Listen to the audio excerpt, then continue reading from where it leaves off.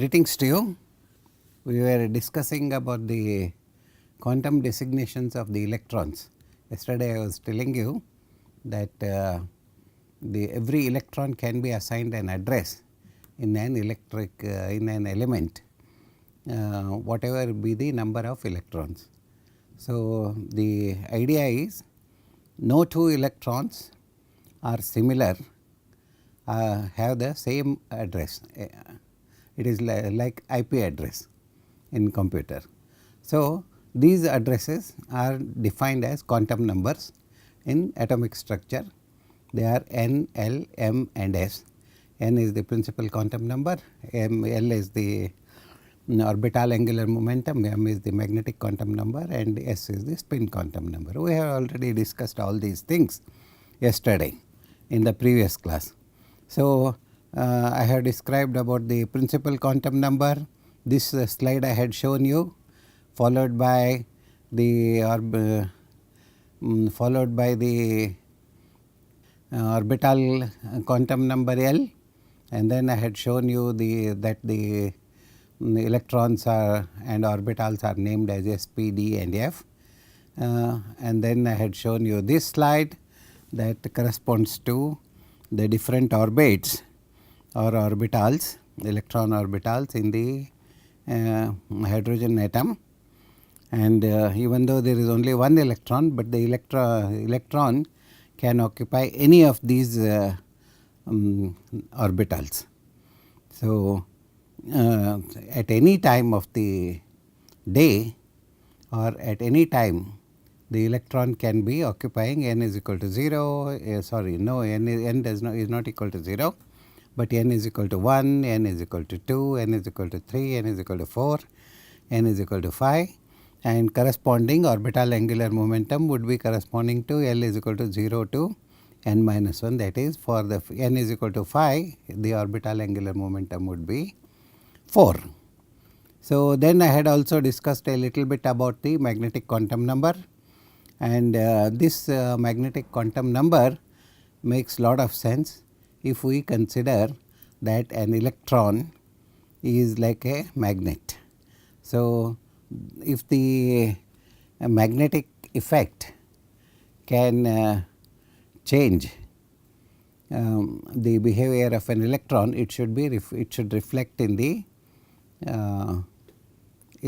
spectrum of hydrogen atom, and that effect is known as Zeeman effect. Yesterday we had discussed about this Zeeman effect, and then I had told you that under the magnetic field, the electron orbital angular momentum vector itself undergoes a precessional movement that describes a cone about an axis in the direction of the field, in which the magnitude of the momentum is given by ml into h by 2 pi. All in all, there are 2l plus 1 magnetic quantum numbers ascribed to each l orbital. Okay. Then I had discussed that L is equal to 0, m should be 0, and for p electrons there are 3 orbitals, and for d electron there would be 5 orbitals, and for f electron there would be 7 orbitals corresponding to different magnetic moments. Okay. Now, I want to discuss with you about the spin quantum number. So, this spin is akin to, it is not unusual in our experience. Coming back to our solar system and the movements of the planets, we assume that we know that the planets go round and round the sun in elliptical orbits and circular orbits, etc., but also they precess around themselves. So, an exactly similar analogy is existing in the atomic structure of the element. That means, each electron, while it is going round and round the nucleus in its own prescribed path, it will also be revolving around itself, and that is known as spin quantum number.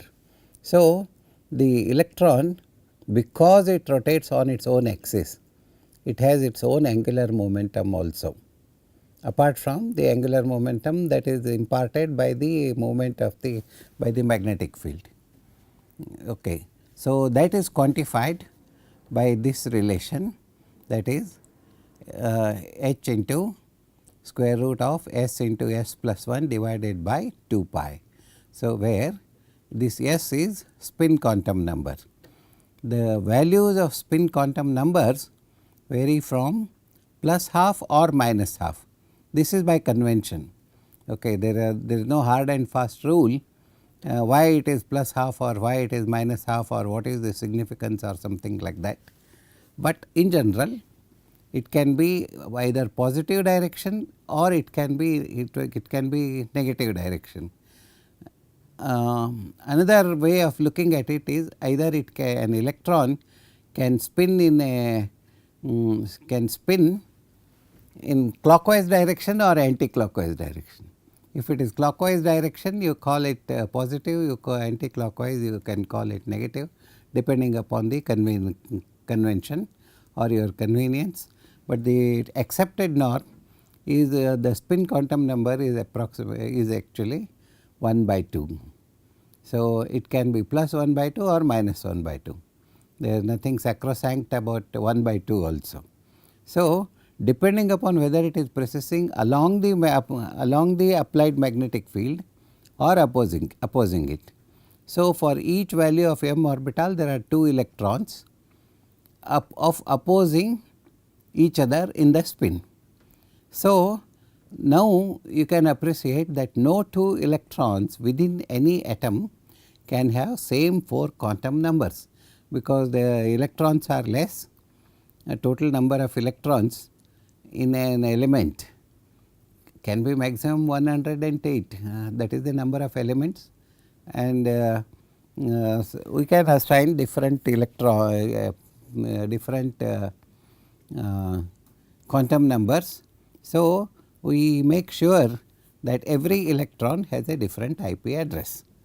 So, this principle is known as Pauli exclusion principle, that is each electron differs from every other electron in a given atom in its total energy, and where the least it can differ from each other is by spin plus half or minus half. Okay. So, the final composition of an electron or an element is that an element is composed of nucleus, and which is composed of protons and neutrons, which is heavier and present at the center of gravity or whatever you call it of an element or of an atom, and an atom is having large empty space around it, and that empty space is populated by the number of electrons equal to the number of protons present in the element. And the nucleus can also have different number of protons and different number of protons and varying number of neutrons. So, the number of there would be odd and even number of atomic weights for the same element, they are called as isotopes. And coming back to the electronics, all the electrons can be assigned a fixed address in an element, which can be fitted in any of the s, p, d, f and f orbitals, and every electron is different from each other. So, that is where we are standing right now, and now I want to talk to you about the atomic orbitals. So, as I was telling you, the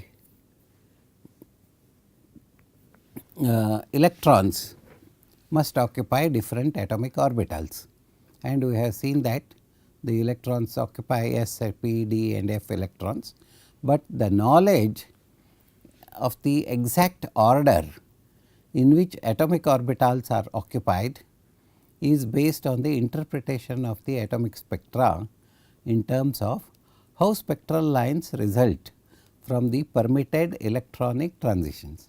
This sentence makes a lot of takes lot of significance. There are two, look at the slide now.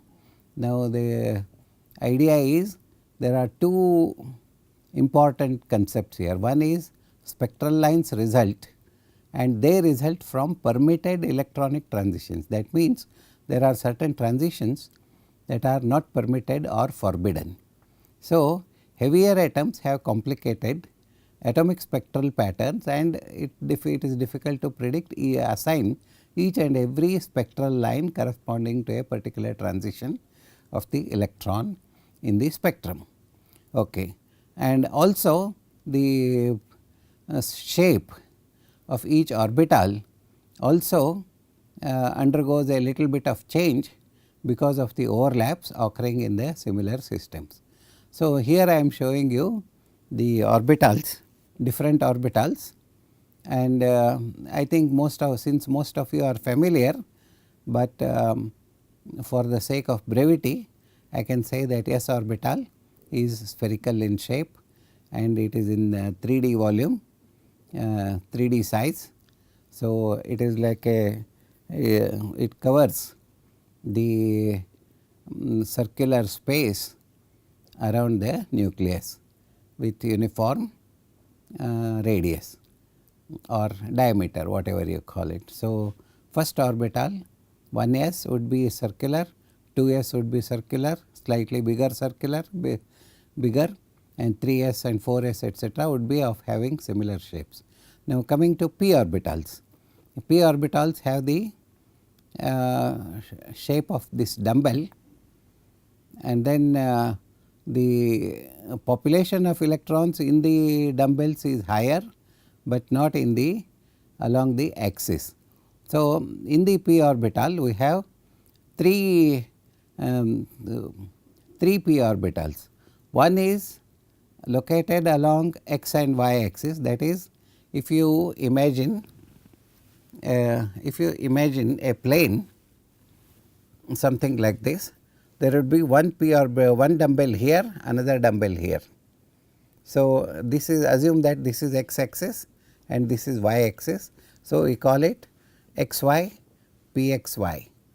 So, another one is it can be like this, it can be like this, one behind you and one towards me, that is py, px, py and pz. Pz is in the vertical space. One is two are along the horizontal space covered by x and y axis, and one would be in the vertical space, one above and one below. The other two are one behind the other. So, there are three p orbitals, and then we have d orbitals. There should be theoretically 5 d orbitals, and they are all distributed in different shapes along x, y and z orbitals, and the shapes are slightly complicated to imagine as such, but the general shape can be shown here like this. Okay, we will not go into detail because there are d x square, y square, xy like that. There are 5 different d orbitals. I could have listed them, but the f orbitals are also having 7 dumbbell shape, 4 at the top and 3 at the bottom, and again there will be more orbitals, f orbitals, and the combined effect of all these orbitals,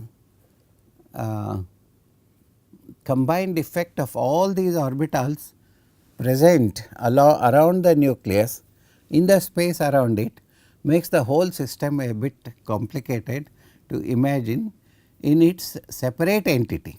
So, all you would see if I project an atomic project the atomic structure of an element is just a blurred area in which electrons are moving around, but it is the combined effect of all these orbitals which are having exact shapes. So, for example, this px orbital, p orbitals for example, these are located along x axis, and then this is y axis, this is z, this I have already told you, no. And then this is the energy level diagram of the electrons, in which the filling of the electrons takes place for as the atomic number goes up. Here I have 1, 2, 3, 4, something like a principal quantum number equivalent to that, and this is the energy, and the energy of 1s electron would be very less. There will be 2 electrons in this, and there are no p or other orbitals here around 1s. So 1p etc. won't be there, because L is 0 for 1 L is equal to n minus 1. So that is 0. So there are no p orbitals or any other orbitals. Similarly, for second principal quantum number, we have 2s and 2p. That is, the 2p orbitals, there are 3: 2px, 2py, 2pz. And then similarly, if as I go up, I have 3s, 3px, 3py, 3pz, and then 3d orbitals. But if you look at the energy level diagram, you can see that 4s is slightly lower than 3d orbitals. Okay. So, the energy of the electrons that are present in 4s is lower than 3d. So, this is again a sort of anomaly, but it is there all the time. And then I have 4s, 4p, 4d, 4f electrons, and then 5s, 5p, 5p, 5d etc. as the electron filling takes place. Okay. Now, the energy level diagram of the electrons can be visualized like this. Here I have principal quantum number n here. So, I have 0, 1, 2, 3 etc. L values are here, and then the principal quantum numbers 1, 2, 3, 4, 5 up to 8 I have given. Okay. And then I have 1s, the energy of the electrons in n plus L, it is varies from this level to this level. So, 2s would be varying up to this level, that is up to 3s. Okay. So, like that, here I have n plus L is equal to 2 and n plus L is equal to 3. Okay. So, I have similar arrangement here. This is another way of looking at the filling of the electrons or energy level diagram that is prevalent in the atomic structure. Okay. Now, if I go on doing this, that is, if I keep on filling the electrons, 2 electrons in each orbital, I have a number of I will be constructing theoretically a number of elements with 1 electron, 2 electron etc. And all those electrons can be arranged in the all those elements can be arranged in the periodic table. I am not going to describe spend much time on this, because this information is required only for the understanding of the atomic structure rather and in relation to infrared spectroscopy. I am giving you the final form of the periodic table as we understand it today. Actually, there is lot of there are a lot of experiments, lot of heartburns, lot of research, lot of time, in terms of years together have been spent in organizing the number of elements that we know into a sort of periodic table, and that itself is a matter for another lecture or only on periodic table. But we are going to skip it a little bit, but suffice it to say that all the elements in the as we know them today can be arranged in terms of their increasing atomic numbers, and atomic number is the fundamental property of the element of any element, and starting from hydrogen with least number of atomic number and number of electrons, we have up to lawrencium almost 108, or dysprosium is also there, Lawrencium is the actinide series, that is the last element, and we have up to this element. So, all these elements can be organized in this fashion, and they are all arranged in rows and then vertical columns, and then I have a separate transition elements here, and then I have different kinds of triads here, zinc, cadmium, mercury, and there is another triad here, silicon, phosphorus, selenium, arsenic, germanium, etc. All these elements, these arrangements have got significance because significance of properties, similar properties, because they have been they have been arranged in different colors. So, for example, hydrogen here, after hydrogen next element should be here, where it is written as 2A, but it is not there. Next element is helium, and then next element is third atomic number is lithium, beryllium, and then there is a big gap here. It is only convenience as far as we are concerned, but lithium, beryllium, boron, carbon, nitrogen, oxygen, fluorine and neon are the second group elements, and then similarly I have third group, fourth group, fifth group, sixth group, etc. And the left side elements, lithium, sodium, potassium, caesium, carbon, etc. These are all alkali metals. These orange colored ones, beryllium, magnesium, calcium, strontium, barium and radium. They are all the alkaline earth metals, and the ones in this blue color, green color, they are all transition metal elements, and I have coinage metals here, iron, cobalt, nickel, Ru, Rh, Pd, and then copper also to that to some extent, osmium, Ir, Pt. This is another triad here with similar properties, and then I have lanthanum and actinium. These two are marked differently colored because here 3D and 4D. 3f and 4f, 4f and 5f electrons getting filled up here, that is inner electrons. So, this constitutes from 51 to 72, that is up to lutetium here. So, all these elements exhibit similar properties because the electron goes into an inner orbital. So, thorium, protactinium and uranium and all these things, these are all actinides, and many of them are radioactive elements, etc. And once we come to this area, you can see the arrow pointing here. These are all sort of non-metals, boron, carbon, nitrogen, oxygen, etc. And these are all metalloids, and then I do have certain amount of metals here, aluminum, gallium, indium, lead, bismuth, etc. And then I have halogens here, fluoride, fluorine, chlorine, bromine, iodine, etc. Almost all the elements are covered here in the periodic table. This is our understanding of the periodic table as of now. Okay. So,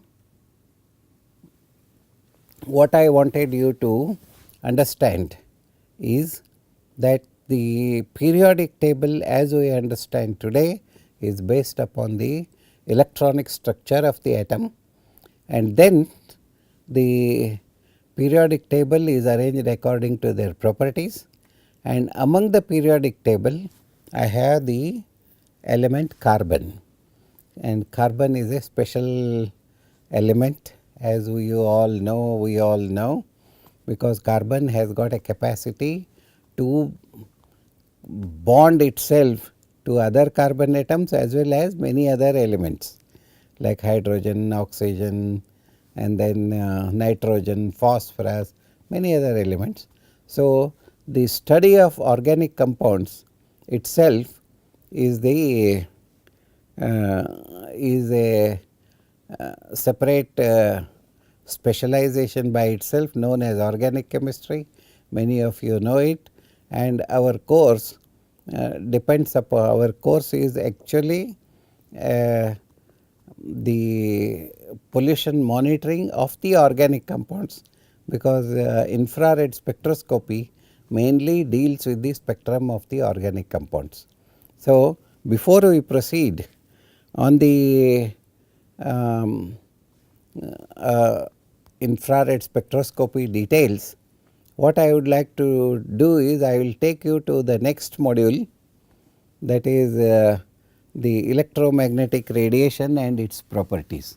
Okay. So, my next slide shows you the module 2, that is interaction of electromagnetic radiation with matter. We have finished the introduction part of this course, and now we are going to talk about the electromagnetic radiation. So, what is electromagnetic radiation? I want you to understand that the electromagnetic radiation is energy travelling through the space unaccompanied by the matter. That is the basic definition of the electromagnetic radiation. That means, as you and I sit here in front of each other or TV or something like that, there is electromagnetic radiation flowing around all of us, in between the space between you and the computer, between me and the computer, and in the room, outside the room, everywhere electromagnetic radiation is around us. So, you have to understand that. So, but it is sometimes visible, sometimes it is not visible. So, what is this electromagnetic radiation? That is the fundamental question. So, it is the some form of energy that is flowing all around us, and we are also part of the system. Okay. So, this electromagnetic radiation, I said it is flowing around, that means it keeps on moving. Okay. So, as the radiation moves or as the radiation traverses, it traverses as waves or a small bundles of energy, they are called as photons. Okay. And these in classical physics, the electromagnetic radiation is basically a force field in space with characteristic frequency, velocity and intensity. So, an electromagnetic radiation can be described as having three properties. One is the velocity, it has a frequency, and it has intensity. And this is the part of the part and parcel of electromagnetic radiation. Every electromagnetic radiation, if you try to understand what is electromagnetic radiation, definition apart, what else is what you understand by the electromagnetic by the term electromagnetic radiation? It is the radiation. It may be in the form of light, blue color, white color light, etc., sunlight, moonlight, and then dark light, and radio waves, energy waves, microwaves. In our kitchen and all we use microwaves, and all these kinds of energy forms can be described as electromagnetic radiation. Okay. Now, it is very clear that we do not see the electromagnetic radiation around us all the time. We see only a small part, because whatever is visible to our naked eye, we see that. We see orange colored light, yellow color light, red color. Most of them we describe by Vibgyor, that is rainbow colors, violet, indigo, blue, yellow, green, red and white, all those colors. And just like in rainbow, we find all the radiations that are visible to our naked eye are the electromagnetic radiation that is experienced by us with only with our eye contact. Then we experience other electromagnetic radiations also around us. Sometimes even if it is at night, we feel hot, and then there are other ways of looking at it in microwaves, etc. We cook at homes, So, it is the how do we describe an electromagnetic radiation? We do describe electromagnetic radiation by the common properties what every electromagnetic radiation should possess. Okay. So, what are those properties? Those properties I have already told you, they are frequency, velocity and intensity. So, an electromagnetic field is, as its name suggests, it has an electric force field and a magnetic force field. Both these are vectors, electric field and magnetic field. Vectors, do you know what is vectors? For those of you who do not know what is vector, vector is a direction oriented force field with with magnitude. So, when I want to represent a vector, I show the direction in which the vector is there and also the quantity of the vector. So, you can read up a little bit on the fundamentals of fundamentals of electromagnetic radiation. You will immediately come to understand much more than what I am trying to tell you about the force field vectors. So, both vectors are associated with the electromagnetic radiation. They are oriented perpendicular to each other. That means, I have, whenever I describe an electromagnetic field, I have two fields associated with each electromagnetic radiation. One is magnetic, another is electric field, and these fields you can feel the effect of the electromagnetism and electricity along with each other, but they are aligned perpendicular to each other and to the direction of propagation. So, on passing through the matter, again I am going a little bit abstract here. When an radiation passes through the room in which I am sitting or in which you are sitting, there is the interaction between the electromagnetic radiation and matter takes place. So, what is a matter? So, matter could be empty space, it could be the particles inside in the room through which the electrons through which the electromagnetic radiation passes, or it can pass through a glass piece, or it can get cut while trying to pass through a door or a wall or anything, but electromagnetic radiation is always there.